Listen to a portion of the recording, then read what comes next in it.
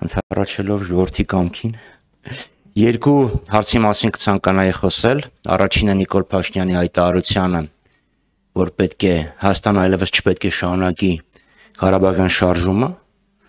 Հիշեցնեմ, որ Ղարաբաղյան շարժումը սեպտեմբերի 2-ից հետո դեռ այլ բովանդակություն ստացավ եւ շարժմանից վերածվեց պետականության եւ Ղարաբաղի Լեռնային Ղարաբաղի Հանրապետությունը, որը այնուհետև սահմանադրական փոփոխությունից հետո սկսեց կոչվել Արցախի Հանրապետություն, կայացած պետություն էր, քանի դեռ Նիկոլ Փաշինյանը 18 թվականին չորոշեց փոխել ողջ բանակցությունների ձևաչափը, բանակցությունների տրամաբանությունը, մերժեց համանախագահների ներկայացված վերջին առաջարկությունը եւ հետո վարած քաղաքականությունը պատերազմի առիթ չհանդիսացան։ 22 թվականից Փաշինյանը այլևս ճանաչեց Ադրբեջանի գերիշխանությունը Արցախի նկատմամբ եւ ես չեմ հասկանում, թե ինքը ինչ էր ասում, այլևս չպետք է շարունակենք։ Ինչ է ինքը շարունակել 22 թվականից։ Հետաբար վերլուծելով այս ամեն ինչը կարող ենք պնդել, որ Ադրբեջանը նոր պահանջներ է ներկայացել Հայաստանի Հանրապետությանը եւ Նիկոլ Փաշինյանի պահվածքը վերջին հարցու պատասխանի ժամանակ դրա ամենավառ ապացույցն էին։ Այստեղ արդեն խոսքը չի գնում միայն Արցախի վերաբերյալ, որովհետև ինչքան զիջում կար այս իշխանությունները արել են։ Ես չեմ բացառում, որ Ադրբեջանը կրկնում եմ նոր պահանջներ է ներկայացրել։ Օրինակ, Արցախյան պատերազմի մասնակիցների արտահանձնումը Ադրբեջանին։ Եթե այդ պահանջը սկզբից ուղղակի ցանկ էր եւ պահանջ էր, հիմա չեմ բացառում, որ որոշակի ժամկետ նույնիսկ դրված լինի։ Բացարձակապես չեմ բացառում։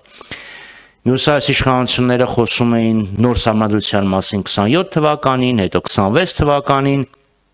ամենևին չեմ բացառում, որ կպահանջեն սահմանադրության փոփոխություն նույնիսկ մինչև 26 թվականի նշված կամ նշանակված ընտրությունները եւ Փաշինյանը շատ լավ հասկանում է, թե այս ցածր